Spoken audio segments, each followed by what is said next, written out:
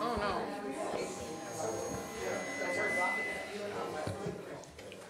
So where's that feedback coming from?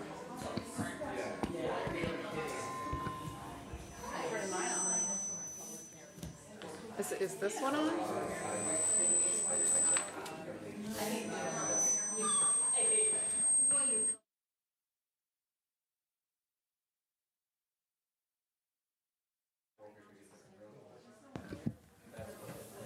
Oh, that's better. That's much better. I think moving that helped.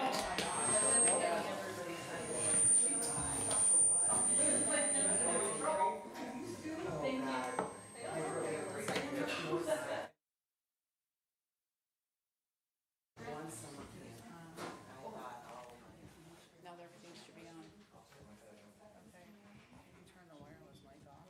Yeah, it's completely off. Okay, good. Yeah. Yeah. This one's still off. As soon as I turn it on, we're gonna get feedback.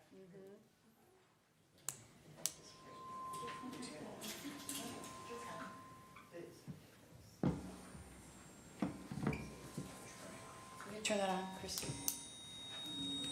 Oh.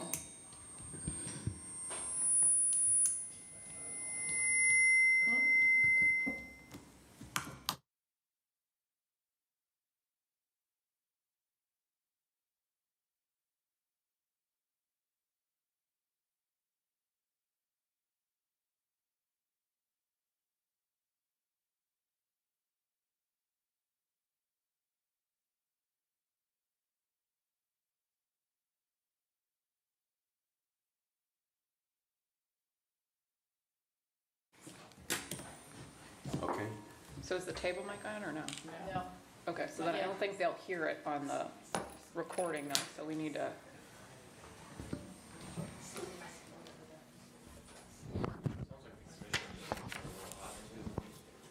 I always think they're hot. Feels like my voice is like,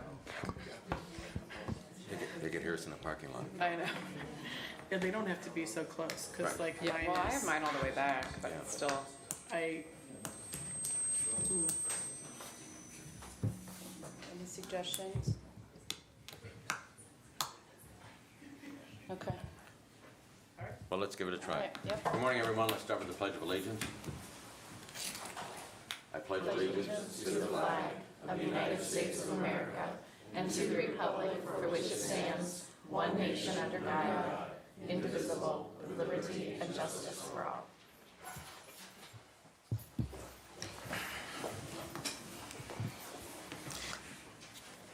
The prayer today is about families. Lord, I pray for joy and peace abound in our families, relationships. May any misunderstandings or conflicts be replaced with unity and forgiveness. Help us to cherish and support one another in every step of our journey together. Amen. Okay. Let's start us out. Amy. Morning, Commissioners. Morning. For item number 1, on August 7th, 2025, for the Department on Aging, I approved an unpaid leave of absence for Mindy Hudek, Information and Referral Assistant, for 21 hours during the period July 21st, 2025 through August 1st, 2025, for time not covered by accrued sick and vacation leave. I also rescinded the motion from August 4th, 2025, as the offer of employment was declined. That read, approved hiring Sarah Braun to the position of part-time Adult Day Services Assistant, number 1041-1, to be effective August 18th, 2025, at the rate of $19.23 per hour with a 1-year probationary period.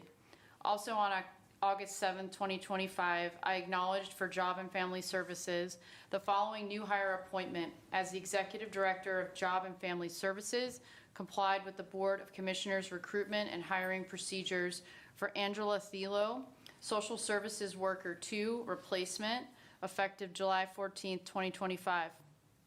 Also on August 7th, 2025, I approved and executed for the Department of Water Resources the service contract agreement with SA Communal Incorporated to perform annual fire sprinkler system inspections and as-needed repairs for the department for a period of 1 year, effective August 7th, 2025, in the amount not to exceed $1,500. That's all. Thank you.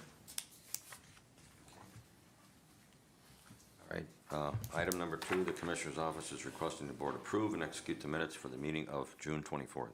I move to approve. Second. Commissioner Spudler, you Aye. were not here at this meeting. Commissioner Brackey? Aye. Commissioner DeWark? Yes.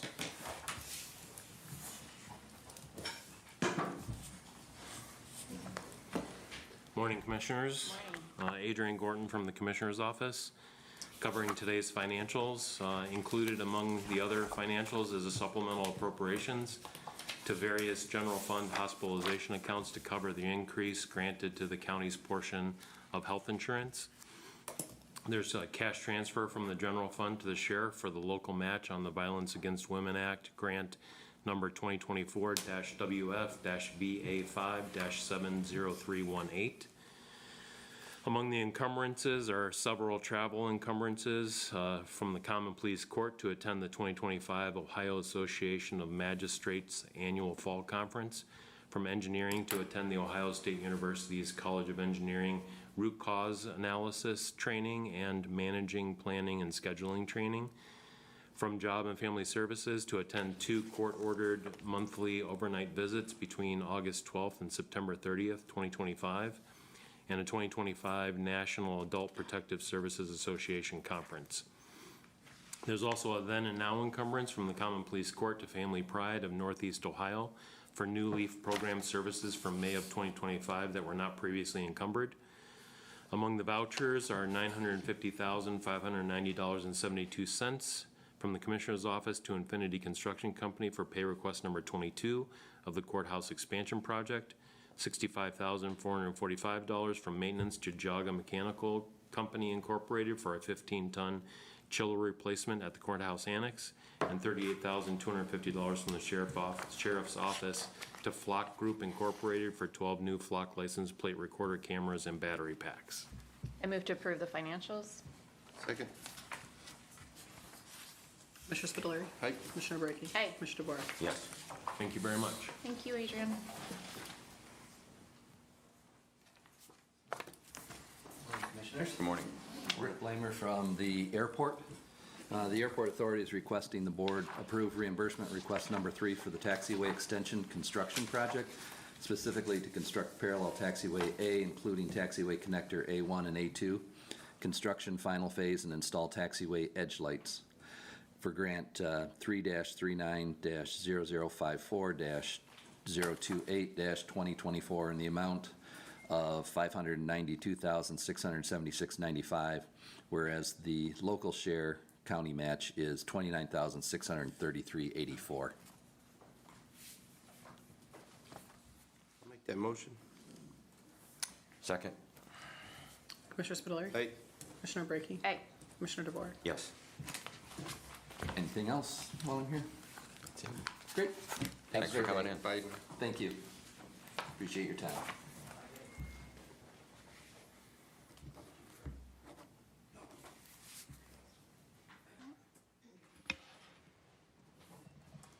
Item number 5, probate and juvenile court. No one's here from that. Amy, you have that? I don't have anyone from it.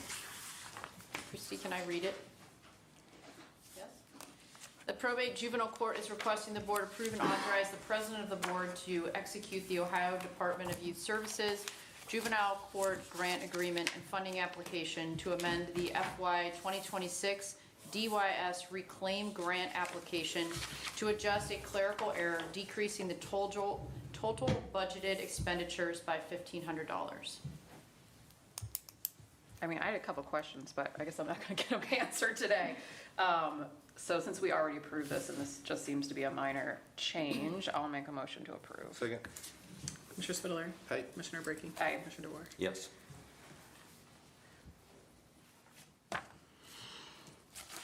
Good morning. Recorder's Office. The Recorder's Office is requesting the board grant permission to advertise for competitive sealed proposals, the land records management system, to be held Wednesday, September 10th, 2025 at 2 p.m. Notice of this competitive sealed proposal request will be advertised on August 14th, 2025, and August 21st, 2025, and on the county website. So Celeste, do you currently have a land management software? You do? I do. Okay. And so then, this would be a renewal potentially, or? Well, I had a contract for 5 years. There was no renewal clause in it, so I have to go out to bid. Okay, gotcha. And do we have an estimated cost on this? I do not. Okay. I move to approve. Second. Commissioner Spudler. Aye. Commissioner Brackey. Aye. Commissioner DeBoer. Yes.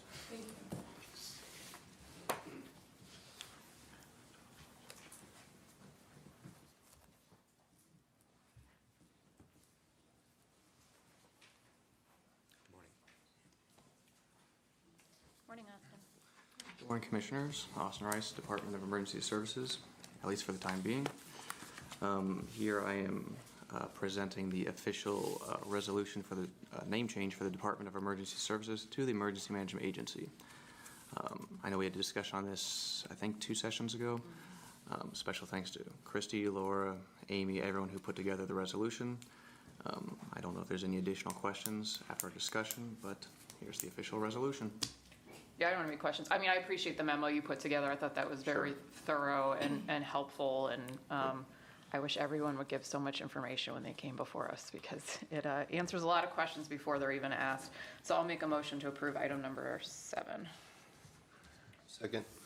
Commissioner Spudler. Aye. Commissioner Brackey. Aye. Commissioner DeBoer. Yes. Thank you. Thanks.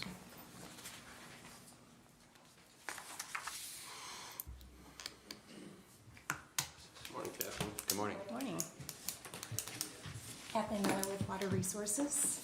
I'm here to request the approval of a contract maintenance to a contract that already exists with Perkin-Elmer.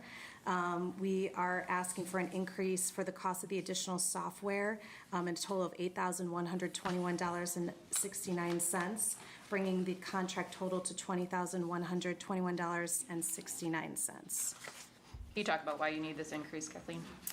The software was determined needed after Perkin-Elmer came out to do a repair on the machine. It has been down for many months, so we've been outsourcing to test for our metals. It's very costly. So it's not anything that's like connected to the network. It's just really the brains of the machine. Okay. So we need to get this upgrade. Got it. I move to approve item number 8. Second. Commissioner Spudler. Aye. Commissioner Brackey. Aye. Commissioner DeBoer. Yes. Thank you. Thank you. Got 3 minutes. Yeah, we don't have time to do that. We don't have, I have a lot of questions for maintenance, sorry guys, so. Yeah. We're not gonna do that in 3 minutes.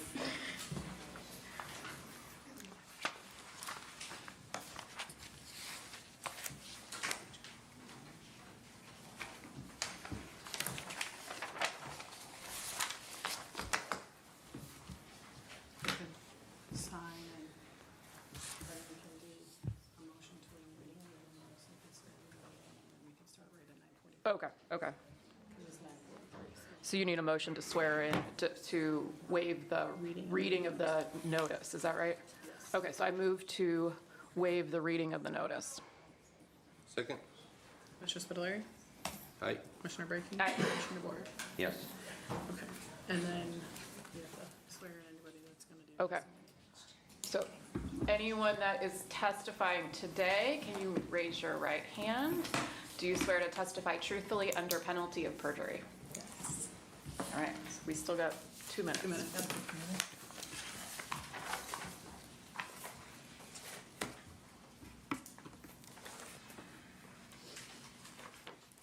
I feel like we should tell jokes or something, just, you know, like kill the. You've got one, Gina, I know you do. Well, this is for general information, but the fair is coming up Labor Day weekend. And I have in my hand some valuable information. Uh-oh. Do you have no- It's the milkshake booth and what the flavors are this year. So there'll be a quiz later. Thursday is cotton candy. Friday is maple. Saturday is mint. Sunday, you guessed it, chocolate raspberry. Huh, And then Monday is espresso. oh, that's my favorite. So do I stand corrected? It's good? Espresso, yeah. Okay. Should we take a poll on everyone's most anticipated flavor? This is the sort of gossip that that people expect when they come to the commissioner Right, right. meetings. Well, my favorite is maple. You might take a break in between session and like just put the little thing back there. I like that, I like that. We'll issue a press release on the milkshake flavors. You gotta post that, you gotta definitely post that. We should, That's true. we should post it on cleveland.com. All right, we got it, let's roll. I at 9:45. Okay, We're all set. all right, so we waived the reading of the Yes. public notice. Okay, so, thank you. My name is Elaine Malkamaki. I'm from Community and Economic Development. Jessica Bolt, Director for Geauga County Department on Aging. Elaine, I think they need your microphone. Put it in the middle. Yeah, I think you have to like move it back and forth because it's directional. Okay. yeah, even though they can hear you in the room, they can't hear you online at the Do I need to say microphone. my name Yeah. again? Yes. Yes. All right, I'm Elaine Malkamaki, Community and Economic Development. Jessica Bolt, Director, Geauga County Department on Aging. All right, this public hearing is for the use of CDBG revolving loan funds. We are here to let you know how we can use these funds. So a little backstory, the Economic Development Revolving Loan Fund is a tool used to stimulate economic development and create jobs for low to moderate income individuals. And it can be used for fixed asset loans, off-site public infrastructure grants, and community development projects. Revolving loan funds are considered gap financing. They can be used when a primary loan only covers a portion of the project costs and additional funding would be needed to complete the entire project. Since 2021, loans have diminished due to COVID, banks tightening lending, and the inability of companies to create the jobs that are required, which is one job for every $35,000 borrowed. The program income that is returned through the loans is eligible for projects that meet a national objective. So Geauga County is able to use these funds that have accrued over the years to help purchase the senior center on Ravenwood, the library administration building. yeah. Yes. So the benefit that the national objective is that it benefits low to moderate income, which seniors are a limited clientele, so that they assume low to moderate income. Senior centers are an example of limited clientele activities, which qualifies them as low to moderate income. Limited clientele refers to a national objective that benefits a specific group of people. And so the types of projects that can be funded, you can demolition blighted properties, building rehab, historic preservation, street improvements, water facility, flood and drainage, parks and recreation, sidewalk improvements, sewer facility improvements, public service, and that's just a few of those. So what are we saying this is? We are saying this is property acquisition. Okay. And that is an acceptable use of the program funds. Okay, just not one that you listed. It wasn't, and I Sorry. kept it, I didn't want to change it from what I gave you, so. Because that's what I was just trying to figure out where it fit in Right. under one of those types of projects. I'm like, it seems like those are improvements rather than They straight out are- acquisition. And I but- brought the application documents, just in Okay. case you wanted to see too, that it's listed at the back of the application very good. documents. So the use of the funds for the above-mentioned projects are not feasible due to our small, low to moderate income area. So that's where we run into a lot of trouble using our funds, because we don't have sidewalks in low to moderate, we don't have, Right. we have one low to moderate income area in Middlefield Township. Okay. They don't have sidewalks, they don't have a lot of the infrastructure, sewer replacement, things Yeah, of that nature. So we intend to apply for the use of $2.6 million. We have a little bit over $2.7 million in our account that has been built Okay. up over the years. We would like to use 2.6. That brings us down to about $150,000 left in the account, which is where the state would like us to be in that account. Okay. We also have approximately $300,000 in outstanding loans that are still being paid back. So over the course of the next few years, that will bring that total back up again also. And hopefully we can get some more loans out there and start that program really going again, because it does good for the community, makes jobs. I think it's a good program. But Department on Aging will be using $600,000 of their local levy funds that are already in place also to purchase that building. Is there an argument to clear out more of the account? I mean, we can definitely do whatever you would like to do with that. I mean, I'm just thinking, kind of thinking out loud, and you can tell me I'm wrong, but that if we don't have other projects slated for the money, Right. and we have an avenue to increase that pot of money, I wonder if it makes sense to use more rather than less right now. I mean, I'd argue that. Okay. I knew I liked you, Gina. I feel it's important to keep some threshold there. I believe the Right. state did as well. Again, not ever knowing what's in the pipeline. Right. So you could get, ironically enough, after we decided we were gonna go this route, I had a call from a local company that, potentially wants $2 million.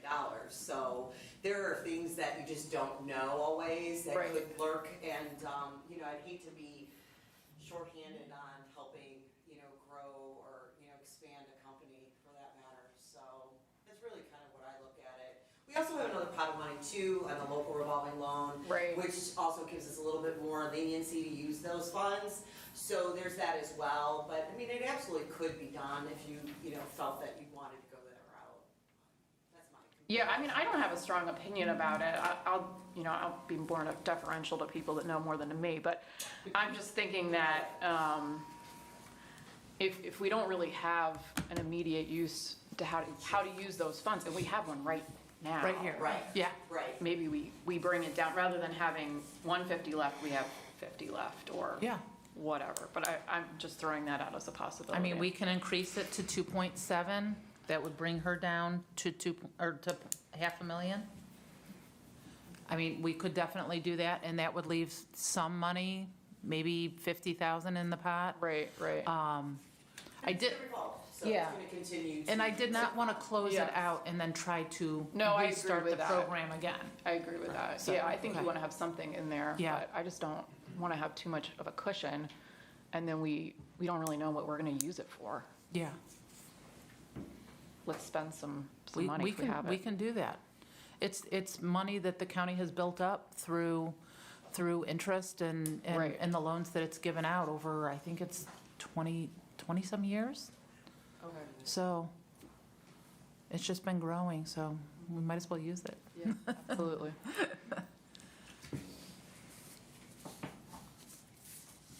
All right, so what do we got to do now? Questions? Citizen comments? Public comments? No comments, no questions. That's all I got. All right, close the hearing. Okay. Hearing at 9:52. Thanks, We're gonna, Lee. 2.7? Are we gonna do 2.7? Are we gonna change that amount? That'd be my Would you like to suggestion. do that? I don't know, I'm comfortable with 2.6, and then have something ready in case we can help a business or somebody grow, hire new employees, stuff like that, so. Yeah, go ahead, Jessica. And I do want to be clear that we do have a senior center construction account, and that account is for all of my senior centers facility improvements. And in that account, I do have funds set aside that will be used toward the renovation once this building is purchased, and also used toward the purchase of this. I do have funds clearly to use toward the purchase, whether it's $600,000 or $500,000. We are completely comfortable.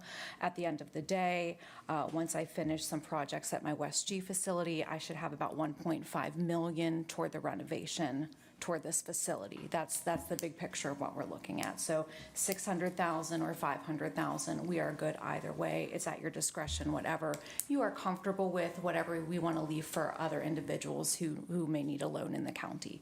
So Okay. either way, we are good with the funding. Okay.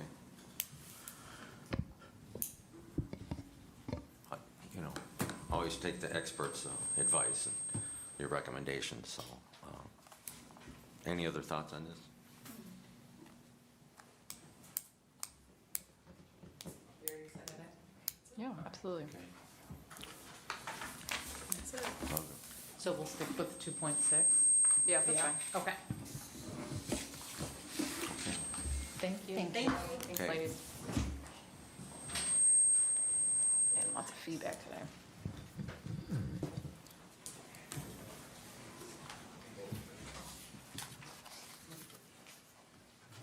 Morning. In front of all of you, I put a packet, it's paper clips, and on the top of it is a fold-out sheet. That is that is a replacement for your packet that Chuck gave me this morning. Okay. So this is the good one. Yes, so the rest of the information is that you just are replacing your top fold-out Okay, sheet. got it. Some new numbers. All right. Morning. Okay, Good good morning. morning. Charles Teakatch, Maintenance Department. I'm Glenn Bernick, Maintenance Department. I have one request. I was on last week watching this, just trying to catch up on some things. Is it possible to move that camera that shoots right in my head and shoots this glare right up and up? I did not realize I had a bald spot until... It's like, Everybody knew but you. yeah, I He's guess so so. tall, most people didn't know. Yeah. It was kind of disturbing. I was like, wow, I'm getting old. You started this off so serious, Glenn. You really got me. I was like, oh no, what's going on? Is there a water break going on? Or Okay. Okay. on more serious notes, you want us to spend $3.5 million. Okay. I got two items on the agenda, items number 10 and 11. The first one is regarding the safety center roof. So we did get the concept design back from the engineering firm. They did their discovery work, and they provided us a report, which I think I provided everyone. Yep. That was the information from their work that they did, the field work, the discovery work. It is, the recommendation is a little bit different than what we initially recommended. And so I want to go through the evolution of that and where we ended up and where we started. So I did provide a handout, and I apologize, I did send out a new version this morning, which I think Christy passed out, I'm sorry. And all of the numbers are the same, I just had to correct some of the headers. So if you look at the spreadsheet, at the very top left is what we initially estimated back in September of 2024. That estimate was based primarily off of a previous estimate that we received from Garland DBS, which is on the right-hand side at the top, back in November of 2022. So in November 2022, they estimated that there was only about 2,100 square foot of wet insulation, and so they recommended just repairing that insulation and then doing an overlay on top. And that was all that was going to be done at that point in time. The price tag on that was about $1 million. So we took that estimate and we assumed that there was not going to be a lot of growth in the wet insulation, because we had received from Garland, they had a 2017 report, a 2022 report, and a 2023 report. From 22 to 23, there was only a 7 square foot difference from 2170 to 2177. So we assumed it really wasn't growing at a fast pace, and so we assumed that was going to be the extent of the repair work that we had to do. So we estimated at that point in time, which was September of 2024, we estimated that we would repair about 2,088 square foot of wet insulation, and then we would do an overlay. The engineering firm that actually did not only a thermal scan, but they also did core samples as well too, which is a much more effective way of determining how deep the wetness is. because it can be on the surface or it can be all the way down. The insulation on this roof ranges from 10 inches thick down to 2 inches thick, depending on where you're at on the roof. So their actual determination then was that we have about 15,000 square foot of wet insulation. and 15,000? 15,000. Okay, not 1,500. 15,000. Okay. Right. So we went from 2,100. We went from To 2,100 15,000. to 15,000, right? Got it. And I'm going to get into that in a moment. No, that's all right. I just Okay, wanted to yeah. make sure I Yes, heard you are correct. correctly. It's 15,000, Okay. yes. And so they're recommending that sections 1 and 4 of the roof, which I can provide a drawing if anyone needs it, but section 1 and 4, which is really the higher roof area and then the roof over by the sally port, those two areas, really need to be completely tore off and redone. There's a large portion of wet insulation there, and they don't believe that we can just patch it and go forward. They did provide two options. One was a two-ply modified system, which was a lower grade, if you will. And then they offered an option B, which is a higher level system that has PVC in it that will actually protect the roof longer, and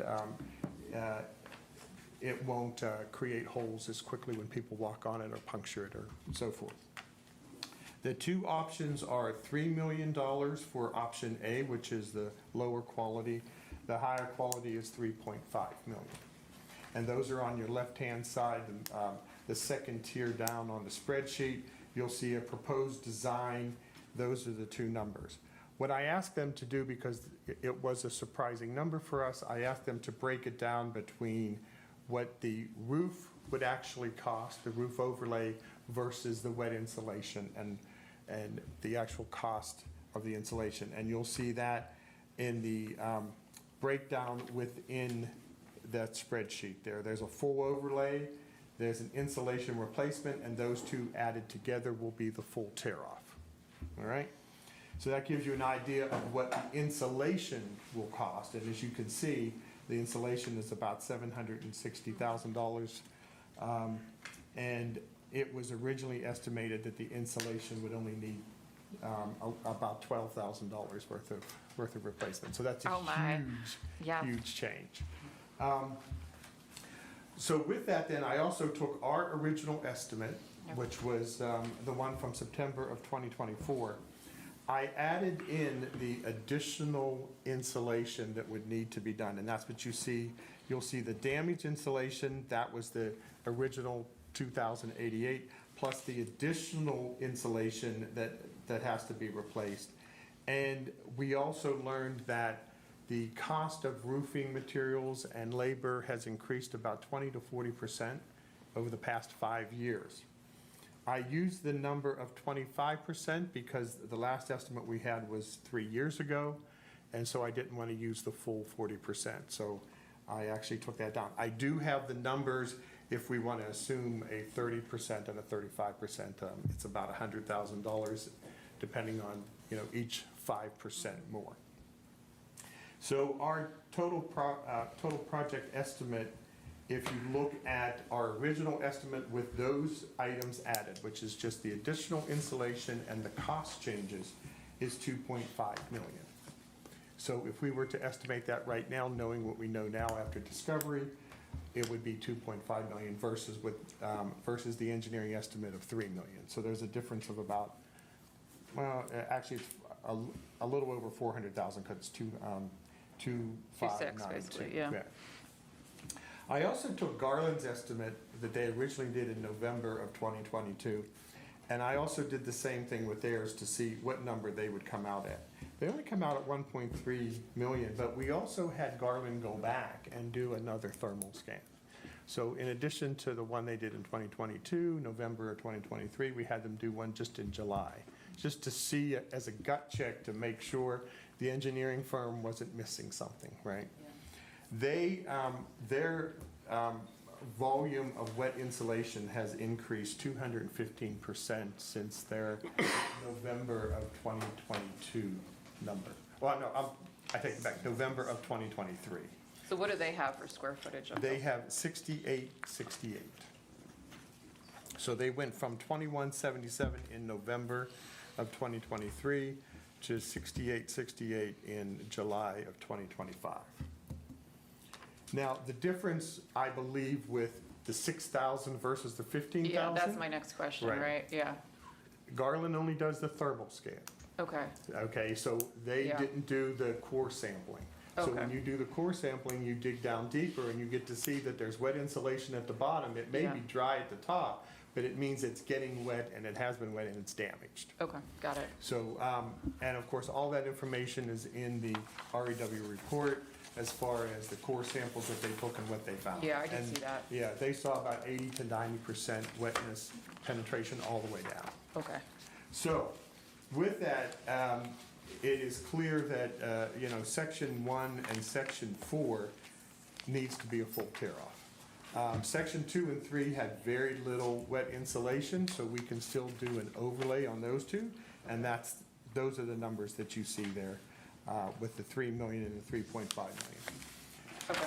So we're here today to A, explain all of that, and then B, really to request the board approve the proposed concept design for upgrading the safety center roof for an engineering estimate of construction costs approximately 3 million to 3.5. I put that in there because that's the difference between option A and option B, and that's the next decision that we need to make is what option we want to go with. So, okay, so I have a question about the low odor versus the zero VOC. And particularly, I mean, I saw in the notes, it said that we're gonna need to shut off the HVAC while the roof is done. So can you talk to me about how that's going to relate to the occupancy of the safety center? So, as far as the low odor, we chose that because that then keeps the amount of vapors and so forth from going in the building. Okay, right, yeah, I mean, but like, what are we doing with the inmates if we have to take down the HVAC systems? Is that just we time it properly? I think it's Yeah. more of a timing, Okay. and it's, certain timing, and we're also going to, all of the ductwork will be, blocked and so forth, so nothing gets back in. Got it, Right. got it, okay. So if we time it properly and we either go with low odor or zero VOC, we should be able to keep the building occupied during this whole Right. process. There is no expectation that we will have to evacuate the building. Okay. And that should be the case with the low odor or the zero VOC? Yes. And then could you talk, I mean, other than the odor issue, the differences between the modified system versus the hybrid system? I mean, are we getting a longer lifespan out of the hybrid system? Well, I think one of the reasons why our roof is deteriorating so quickly is over time, as the roof dries out, every little puncture, every little step, every little item will create a small hole, and those holes create larger holes, right? Yeah, yeah. And so the hybrid version, as I said, as I mentioned earlier, has PVC in it, which will hold up longer, and it's more sturdier and won't puncture as Okay. easy. So in the long run, you're probably going to get more wear out of the roof. Okay, that's kind of what I gathered from reading the materials. I mean, it seems like that's probably a material that is better suited for how we use the roof. Do you think that's the correct assessment? Yes, and we have a lot of things on the roof between HVAC Right. and vents and openings, so we're going up on the roof a lot. Okay, And so the more traffic you have up there, the more opportunity you have for someone to puncture a hole, drop something, step in the wrong location. right. So, I would recommend, the hybrid version Okay. for wearability. And what are we looking for as far as a lifespan? I mean, I know both have a 30-year warranty, but are we thinking with the hybrid, we may be able to go beyond that? We're hoping 30 as long years. as it's maintained, right? Right, That's yeah, the right. key. It has Yeah. to be maintained well, because, even even the roof that we have on there now has been there for 20 years. You have to maintain it annually. You have to look Yeah. at it, you have to patch it, you have to make sure that any small leak is really addressed as soon as possible. So if you don't maintain it well, it's not gonna last as long. If you maintain it, you should get 30 to perhaps 40 years out of it. Okay. And what, I mean, and the roof that's on there now, so it looks like we're getting about 20 years. Is that what was expected, or do you feel like it wasn't maintained as well as it could have been? in It the was a past? 20 to 30-year roof. Yeah. Given the weather conditions of Ohio, Yeah. it's more likely to last towards the 20. Yeah, so I guess that was my next question, was about, you know, we have these freeze-thaw cycles, and perhaps, I mean, hopefully not for a while, but, you know, probably heavy snow loads on it. And is one of these options more conducive to the climate that we live in and that sort of snow we often see? I wouldn't say that. I would just say that the PVC will probably hold up better. Yeah. You know, as you have snow and ice on there, the ice, you know, that falls from the top or people step on it can easily cause a puncture. Okay. So it would be, you know, it would be better to have the hybrid version with the PVC in it. Okay. And are both of these types, are they equally easy to repair? Yes. Okay. Excuse me. Thanks. I think that's all I had, actually, believe it or not. Yeah, I'm good. Anyone else have questions? I asked my 1,700. Well, that's okay, but I'm always in favor of the more durable and longevity of a roof, so I'm very comfortable with the PVC hybrid type. So would we get an estimate for both types? What are we thinking as far as next steps go? The next steps is, if we approve the concept, if we approve either option A or option B, those are the two numbers right there. It's Oh, okay. 3 to 3.5. So if you choose option B, it's gonna be 3.5. If you choose option A, it'll be 3. Okay, so you need us to make a decision today? That would be, yes. Oh, it's all right. You can say yes. Yes. You can say yes. Yeah, I mean, I guess I agree with you, Commissioner Dvorak, that I'm leaning towards, unfortunately, the more expensive option. I mean, it does seem like it's a better option for how we use the roof. Okay. Okay. I'll make that motion. Second? So we're choosing option B, Correct. just for clarification. Commissioner Spudler. Aye. Commissioner Brinkley. Aye. Commissioner DeBoer. Yep. Okay. That takes care of item number 10. Item number 11 is the GCOB office building, the expanded parking lot. So back in April, I think on April 29th, I came before the board and we approved the most qualified engineering firm to look at expanding the parking lot right here on the west side of the building. We started down that path. I created an SOW. They are prepared to submit a proposal. I haven't accepted the proposal yet. But Glenn came to me and said that he's been asked to look at perhaps moving the parking lot across the street to where I guess the youth center, there are 4 parcels there. It's the 2 middle parcels. So you said that in passive voice. Glenn's been asked to look at that. Well, So because he came to me and Who said. asked you, Glenn, to look at that option? It was brought up in a meeting. Okay, so it wasn't brought up at, With other elected officials. are you gonna tell us who wants it there? It was asked to look into it I and see really which figured way. something out, didn't I, with this passive voice? I'm like, I feel like you're not telling me who the actor is. So who wants this? Is it- The auditor asked them to look into it. Well, even during this construction of this building, we always had that proposed on the west side, and that's what today, I feel that we should just keep concentrating on the west side of this building for enlarging the parking lot. I mean, the purpose, and correct me if I'm wrong, I thought the purpose of this parking lot was really for early voting expansion, right?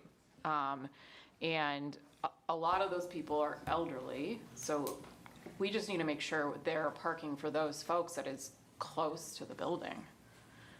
So if we move parking across the street, I mean, I guess we could have our employees park there. But I like to proceed with the west side of the building, that parking lot. yeah, I mean, I guess I would just like to hear the argument for why we would move it. Correct. Okay. I mean, I want to make sure, I understand that, isn't there some like waterway or something that may prohibit how much we can expand in There that? are 2 wells. Okay, wells, that's what it was. On the west side of the property, so we can only go up within 25 feet of those wells. Okay, okay, And it's all being taken into consideration.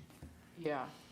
Yeah, I mean, I think that is a bit of a concern that we may not be able to expand as much as we would like in that direction. But it probably is still worth starting there and checking alternative locations after that, in my opinion. I'd like to keep it on the property as much as possible and not expand outside of what, if we can use what we can on this property, we use that. Yeah, I'm with you. And keep it there, and then if we need to expand. At a later date, we'll talk about Yes. it. Yeah, I think that's Being right. across the road, we have to look at many things of putting like a sidewalk. Well, that's what I was thinking too, right? A something, crosswalk, yes. a flashing light, Right. the whole thing. The whole, for the safety. Right. For the employees and the public. Yes, absolutely. So, yes. So we'll move forward with where we were with next to us. Yes, absolutely. Okay? That's all we needed then, so we Okay. can continue on the path. Thank you. You have your marching orders. See, we couldn't have done that in 3 minutes. I knew it. All right, y'all have good. Okay. Okay, item number 12. The Commissioner's Office is requesting the Board approve and execute Resolution 25-163 honoring Miss Linda Berhenny for her dedicated service to Geauga County and its residents. Linda, come on up. Okay, I'll make the motion to approve.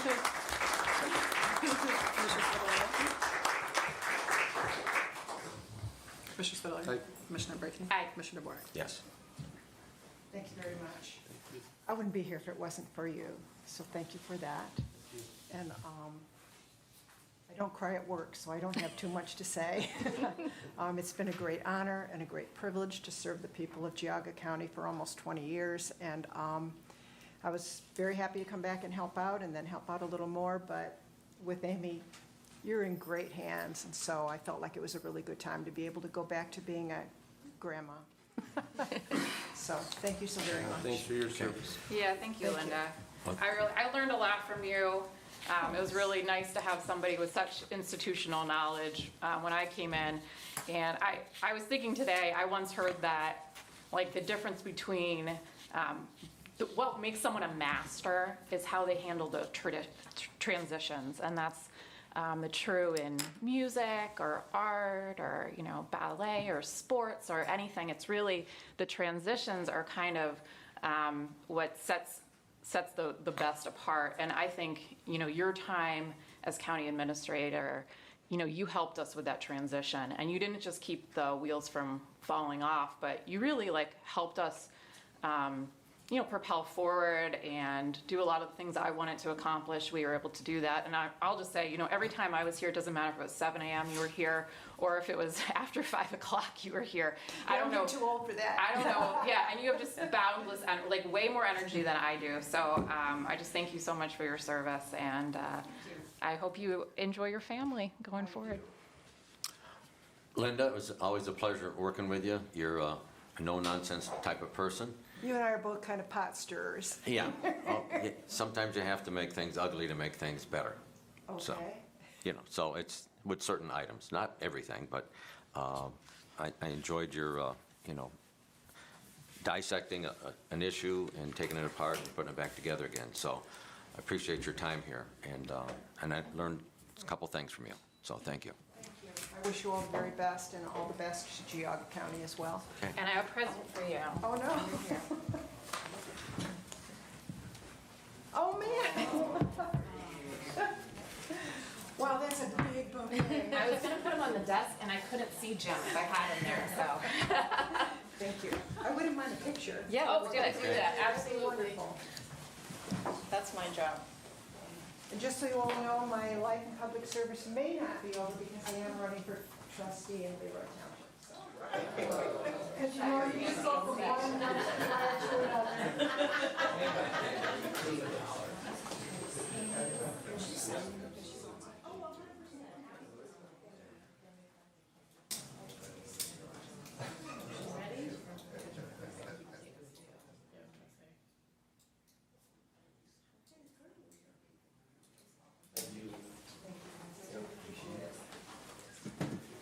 Wow, thank you.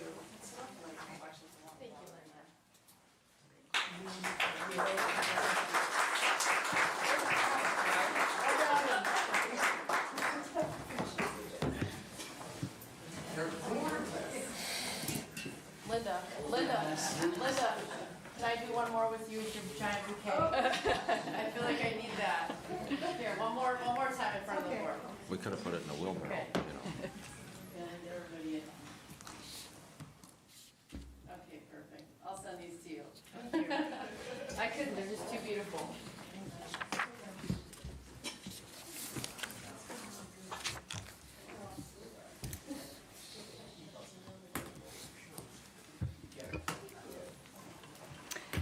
Okay, item number 13, the Commissioner's Office is requesting the Board approve and execute Resolution 25-164 honoring Joseph Gandy for his hard work in recovery and being a true success story of the Geauga County Common Pleas Court New Leaf Program.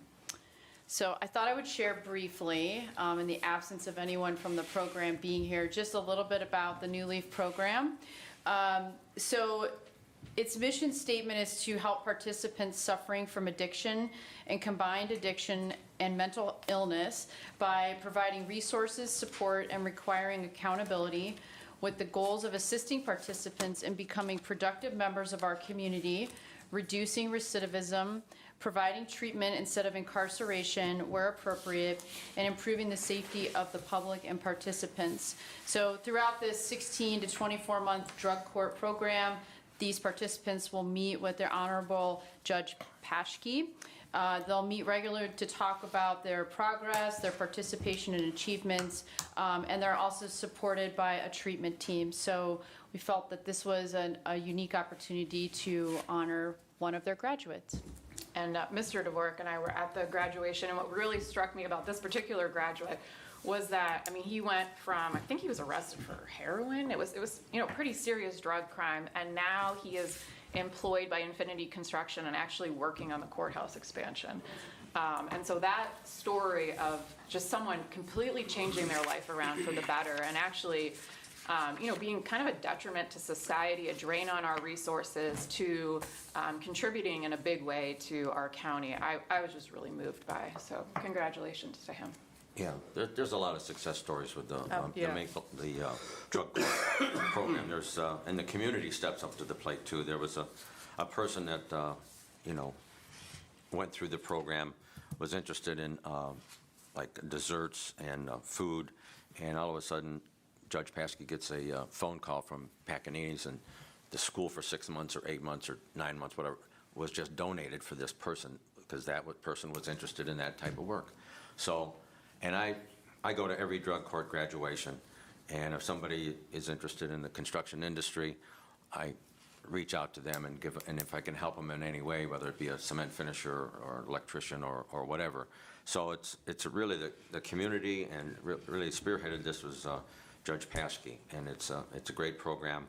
I think there's another graduation this fall, about 3 people that go through the program. Sometimes it takes 18 months to 2.5 years, depending on, I mean, there's a lot of drug testing, and but I'm so proud of the New Leaf program. So, and congratulations to Joe Gandy. Yeah, absolutely. So I'll make a motion to approve item number 13. Second. Commissioner Spitaleri. Aye. Commissioner Brackey. Aye. Commissioner DeVore. Yes. Item 14, the Commissioner's Office is requesting the Board approve and execute Contract Maintenance Form Number 1, increasing the contract with Brilliant Electric Sign Company for 2 additional small ground signs in the amount of $12,342 and extending the date of completion through November 19th, 2025. So I can talk a little bit about this. I know that signage around this campus has been 3 years in the making. And so what I did was I met with every single stakeholder for this that's encompassed in this package, just to make sure that I had personally sat with everyone to go over not only the name that's on the sign that represents their organization, but also to just kind of look at the placement of the signage to get other viewpoints and see what I might be missing. And so that's taken place over the last few weeks or so. So I think we're in a good place in terms of being able to break ground. The additional signage was for this building. I got a lot of feedback from the BMV that a lot of patrons would have a tendency to turn into Ravenwood. And so we added 2 additional signs for this building at both entrances. And the criteria for making that signage is that you are an elected official or there's a board governing your organization, just to try to have some threshold of who goes on the sign, given how many entities occupy this building. Right. So I really try to take a common sense approach of what are some of the problems that have been occurring, like since this building has been built, what do people have trouble finding, all the way down to just nomenclature on the signs themselves.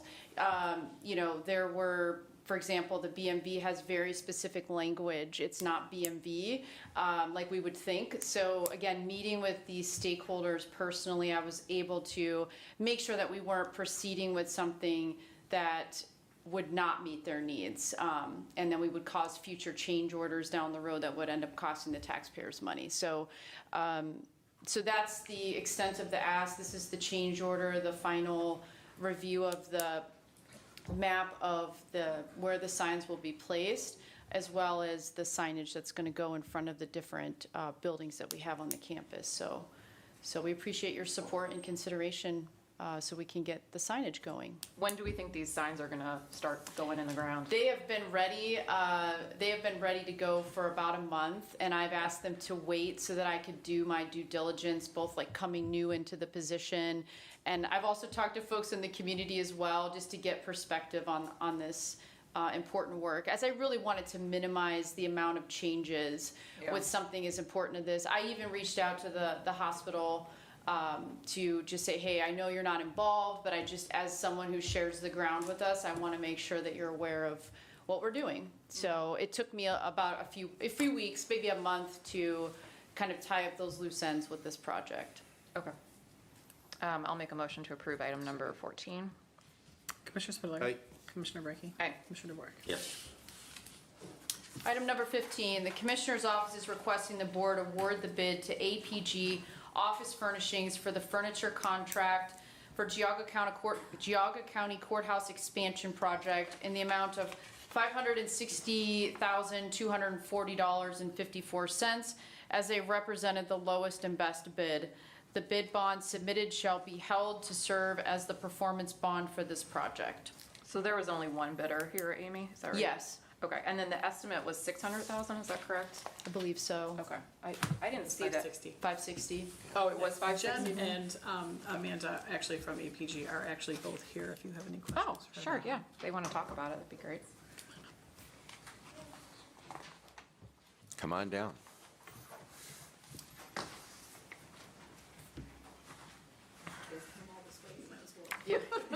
Your moment to shine. Good morning. Just Good introduce morning. yourselves. I'm Jen Murray with TDA. Amanda Rura with APG. So we, like you said, we had one bid come through and the bid meets plans and specs for the project. So, and we are familiar with working with, our firm is familiar with working with APG in the past, and they are a good furniture dealer, and we would recommend them, to do the furniture for the courthouse project. Do you have anything to add? You want to talk about your company at all, or? It's an awesome company. So, we're a Miller Knoll dealer. So I don't know if you're familiar, but it's kind of the original manufactures the furniture. So, and it's really big. We have a lot of really great resources. And APG is based in Cincinnati and just full of a lot of integrity. And we would love to continue working with you. And so we're really motivated to do a great job on this one. Okay, great. So I'll make a motion to approve item number 15. Second. Commissioner Spudler. Aye. Commissioner Brackey. Aye. Commissioner DeWart. Yes. Thanks for coming in. Thank you.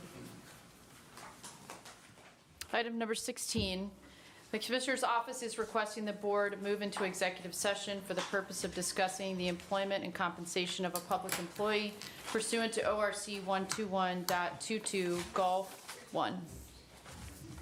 I move to approve. Second. Commissioner Spudler. Aye. Commissioner Brackey. Aye. Commissioner DeWart. Yes. Who else going in with you? Kathy?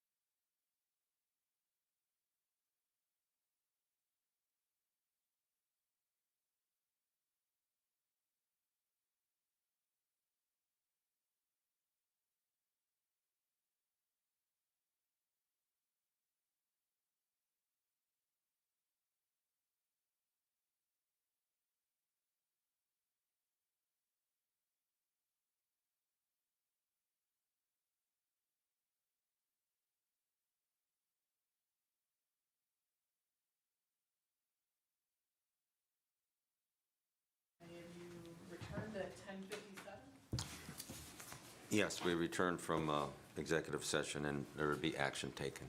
The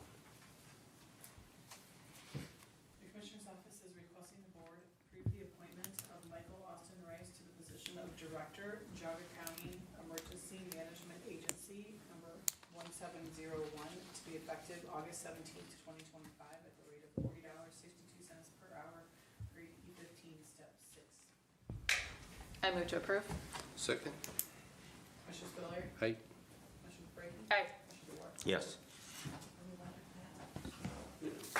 Congratulations. Congratulations.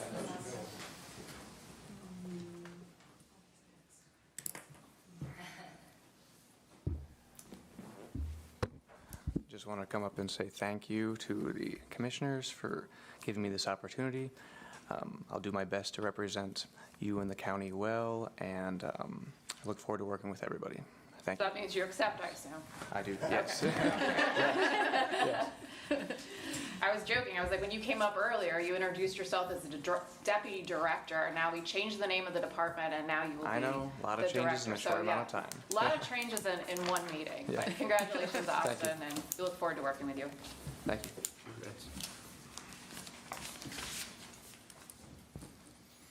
Okay, the two items for board discussion are both mine. The first one is revisitation of the courthouse plaque options. So far, we have 6. I tried to distill them down, minus the photos. So again, I'll open the floor for discussion. We have everything available from no plaque at all to, which would give us a credit of $6,000 back towards the project cost. Everything to the people of Geauga County, and at the bottom it would say, from the Board of Commissioners.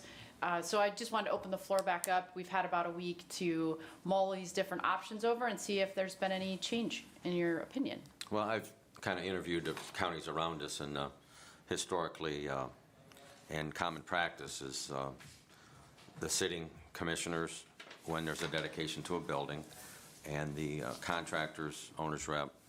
So option 1, I like that the most. So I'm a traditionalist, so. Can you guys talk to me about the decision-making process in putting the plaque in this building? I do not have that residential No, knowledge. sorry, I didn't mean you. I meant Okay. my fellow Okay. commissioners, because I mean, you're on the name, you're on the plaque, so. Our administrator, didn't really communicate that much, and he just Okay. showed it to us. We all said yes, and that's how I remember it. Yeah. And You didn't talk about it for 7 meetings or whatever? no. Okay.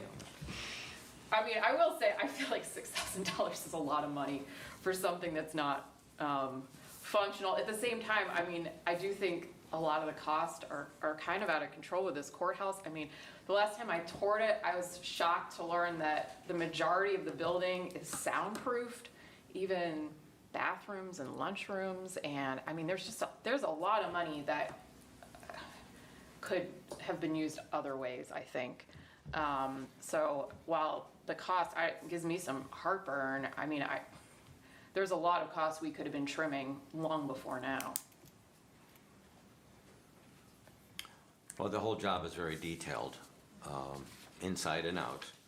There's bulletproof sections to protect the court, the judges, and soundproof because there's whatever, the jury or the victims or the whatever. You have to have conversations with your attorney and everything else. So it's a lot of details in that project. So. Commissioner Spiller, would you have any? I would stay with the same thing, get the $6,000 credit. My name does not need to be on there. I hate to keep talking about this. Could we make the plaque smaller so that it's not $6,000? Okay, we can look into that. Absolutely.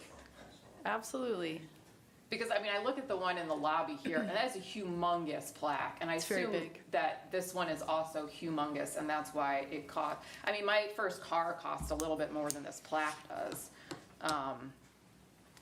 It just seems like way too much money to spend on something decorative. Okay, I will look into that. We want to get this right, so. Okay. Any other recommendations? continue it for next week? Okay, yes, absolutely. And once Absolutely. again, I'm just going to reiterate, if it's a situation of 3 commissioners, I would put Tim Lennon's name on it instead of mine. He did a lot of work on that project, and I think he needs the recognition on that if that ever went down that way, but I don't need to have my name on a building. Okay. And when they did this, I was actually out on medical leave. Okay, I will see if I can find a way to incorporate all of your wishes into one. I will continue to strive towards that. Okay, thank you very much for that. The final piece is a discussion on fair safety. We have, I believe Meg is here. Hi, Meg. And we have the Sheriff's Office to come and share a bit of information about the fair. So thank you for coming. I provided a copy of the press release from the board. Can I do this as well. first, really quick? Sure. I have all your goodies. Oh, yeah. I'm gonna give you the boxes. Okay. Yay, how fun. Thank you. Oh, look how cute he is. Christmas. Thank you. Oh, dang it. Thank you. And then I'll give you guys, everyone gets a duck. Even though I for my keep a Jeep. frog. Hoppy, right? I like Hoppy. Yeah, Hoppy. Thank you. So, and then I'll give you that. Okay.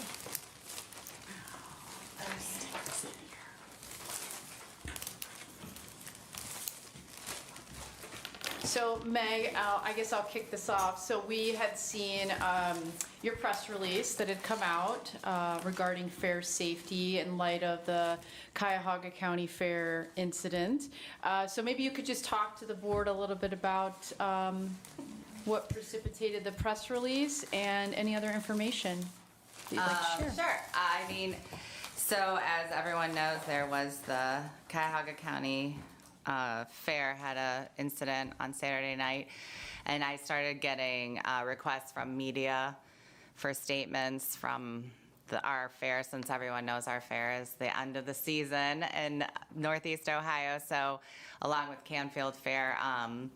So I just wanted to get ahead of it, and I, spoke to my president, and we decided to put together a press release and just we didn't want to do interviews, that sort of thing, but, and then I reached out to Gary and asked him if he wanted to give an interview, and he said no, so. So, I mean, that's where it all came from, and I mean, we're very confident in our ability to keep the community safe during fair. We have a great working relationship with the Sheriff's Office. We've met several times. As the press release states, I don't know if there's any other questions that you have about fair safety, but.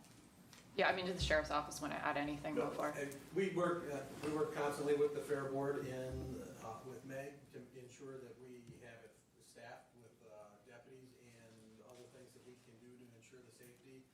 We bring all kinds of signage in there, lighting, we have the cameras, the mobile flock cameras and things like that. We take it very seriously when anything goes on. We maintain constant communication with the Fusion Center, which is the Homeland Security thing, and they do all the open source investigations and open source information on anything that's out there that could pose any types of threats to any large scale events. And we are working with our partners everywhere. Lieutenant Gribbons takes care of the scheduling for all the officers and ensures that we have 24-hour coverage at the fairgrounds with deputies. I'd like to introduce myself. I'm Jim McCaskey. I'm also the chairman of the Safety and Security Committee.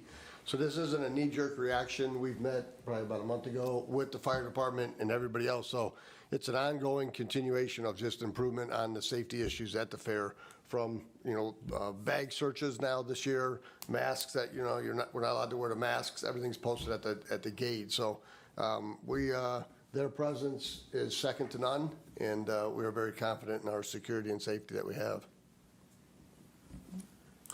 I think every year you guys have been putting more cameras on the fairgrounds, right? more and more? Yeah, so we have a 5-year plan that we just completed our 3rd phase. We still have one more phase that we'd like, and then a 5th phase as needed. But we did take over the new building, the old existing superintendent's board office building, so that we are going to look at installing cameras there. And then there's a couple other spots on the fairgrounds that requires some surveillance. As you know, we have had issues of vandalism and trespassing, and so we're just trying to keep our eyes on everything. But the last installation of cameras gave us eyes on Gate 1 and Gate 9, which is our biggest gates for entrance to the fair. So we have that ability this year to keep an eye on those gates. And the parking lot, we just did a huge renovation of the lights in the parking lot. If you've gone near the fairgrounds at dark, it's lit up. So that we, obviously working with the sheriff's office to ensure that the parking lots are just as safe as the fairgrounds inside the fair, So it seems like the shooting that occurred at the Summit County Fair, as well as the one that occurred at the Cuyahoga County Fair, happened at night, sort of at the end of the fair day. Are we thinking at all about closing early, or about having increased police presence or anything like that to prevent that kind of issue at our fair? As far as increased police presence, I feel like our police presence is, like Jim said, second to none. We have always, that's been our #1 priority, is to make sure we have that. When you walk into our fair, you feel the presence of the police. They're visible, they're walking around, they're on golf carts, they're walking by foot, they're on, ATVs in the parking lot. that's fair. So I don't see any increase because we've got it covered very well now. Yeah. But to close early, not at this point. Yeah. That would be a fair board decision, but at this point, we're business as usual right now. Yeah.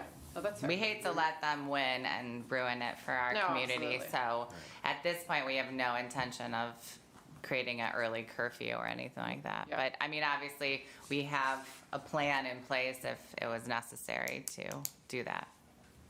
So this is, I realize it's too late to do this year, but I think one thing the board should consider is raising the ticket price. So one of the for me, an unexpected benefit of being a commissioner is we get the fair manager's pass. We get to go to other fairs for free. I've been to a lot of fairs. No offense to our friends in Trumbull County, their fair is not half as good as ours, and it costs $14 to get into that fair. Well, that includes rides, though. Well, not for the kids, it doesn't. They actually make them have another ride band, but and that fair, we got through it in like an hour and a half. We went into every building, we saw every barn, and so we have a much better fair, and we're only charging $10 at the gate. So to the extent the gate fee's higher, that makes it harder for outsiders to come in that want to cause trouble at our fair. So, and you can still offer the $5 ticket sales over the 4th of July, or, Poppy's birthday, or, all these, have the pre-sale tickets. Like, these are people buying pre-sale tickets are not people that want to cause trouble, right? Those are our local Geauga County people that are coming because they love the fair. The people that are causing trouble, they're buying those tickets at the gate. So just a thought for the future is, that's a way to increase your revenue and also kind of keep those bad actors out. Anything else? No, we're very confident. We got a good plan. Okay. And the statement from the sheriff seemed like he took a long, hard look at it and did it properly for the news and everything else, so. Sounds good. All right. Well, thanks for coming. I know this is kind of late minute for you guys, last minute for you to come in and talk to us, but I think it's something that the community is concerned about, and so I really appreciate you guys clearing your schedules and coming in today. Okay, thank you. Thanks. Thank you.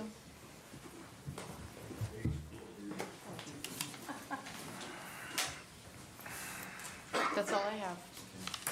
Chrissy, anything else? Okay, item number 18, public comment.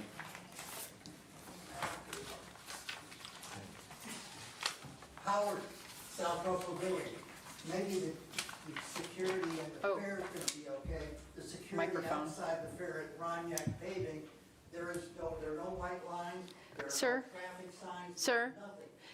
I apologize. The only way that the audio can pick you up is if you come I up. don't care if the audio Okay. picks me up. Okay. I'll speak it this Okay. way. I've already talked to the sheriff about it. Nobody knows what's gonna go on. I park across the street at the house with the big barn, the big tree, and it's dangerous for me and other older and younger people to walk down from the old high school down. It's dangerous, and it gets more dangerous on Friday, Saturday, and Sunday. And it's about time that the fair, the sheriff, the commissioners do something about the traffic problem on that road for the time that the fair is open. You at least put white signs. You go to Burton Township or Burton Village, everything's all taken care of. There's signs all over, drive slow, this thing. There are no signs on that road whatsoever to take care of pedestrians or people coming to visit the fair. So hopefully, this year they can do something about it. Even Ronet Paving would probably be happy to put the white lines down. Thank you. Thank you. Anybody else? Yes, please. What happened to our other microphone? It conflicts, that's what the squealing was from, the interference was from last I week. see. So we had to get rid of the wireless mic, so please, yes. see. So I'll cover my head. So that Apparently. my bald head is not being shown on the top. So I'm raising to appeal to the commissioners. Can you introduce yourself, please? Yes, I'm Thank sorry, you. Skip Claypool. As you know, I sit on the NOACA board as a alternate for Ross Biddlery. And in our last policy committee meeting, they brought up the climate action plan. I don't know how much detail you've looked at on the climate action plan. I've reviewed all the material associated with it. It's based on some very poorly done data and so forth. But that's moving forward to the board in September. There's a comment period for the public right now on the climate action plan. There's a lot in that climate action plan that is detrimental to Geauga County. So I'd ask that you look at it, be familiar with it, and I hope you vote no to it in September if it makes that far. The Trump administration right now is taking steps, hopefully, to pull the plug on that. But if you're not familiar with it or not, there's a plan to put a carbon sequestration plant in Cleveland and to pipe the carbon, CO2, to Geauga County and inject it into a well in Geauga County. I provided the map and some other material to the Planning Commission this morning so they can see that. But I think that that would shock most people in Geauga County to know that there is a plan to run a pipeline into Geauga County. How they plan to do that, I'm not sure. And to pipe that CO2 into the ground. I don't know exactly what they're going to accomplish. But all of that is in the material. It's very complicated, complex, but I can tell you, given my background, that most of that data that they've collected is not good data, it's corrupt data, and there's a lot of things in there that will negatively impact Geauga County citizens. Thank you, I appreciate the opportunity. Thank you.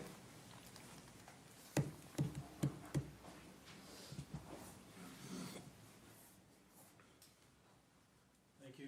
Joe Zaccaro, I live on Waterfowl Lane, and I would like to back up the information that Skip gave you, but also that requesting the commissioners take a look at removing Geauga County from NOACA to make us a separate entity from that.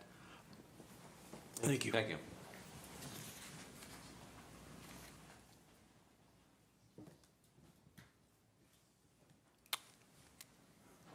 Anything? Go ahead. Just state your name and. Christine Stansel from Munson. I was going to ask about if there, as far as the fair safety, if there was any undercover police presence that was going to be there. They probably won't share that with you. Well, I mean, it's kind of like, it's just, you know, with the other shootings at the other fairs, I think it would give us more confidence as, you know, you just don't know when you face things anymore, to feel that there's, the more presence, the more comfortable we are. And then I also would like to state that I've read a lot about NOACA. Nobody, I don't think, in this room, or maybe this county, knows more about NOACA than Skip. And I think it would behoove us all to really delve into the intricacies of, like what he talked about, this line that's going to run through Geauga County, and all the sharing of costs that Cuyahoga keeps pushing toward us without really, allowing our input. So I back what Skip has to say about getting out of NOACA, which has been a long conversation, and it doesn't seem to be moving anywhere that we're trying to pull out. I don't know what your thoughts are on it as the commission. Are we making any progress for getting out of NOACA at all? So I don't know if you want to answer that, or I just leave that up for discussion as further time. Okay. Okay? Okay, thanks for your Okay. opinion. Thank you. Any other public comment? Hearing none, I make a motion to adjourn. Second. All in favor? Aye.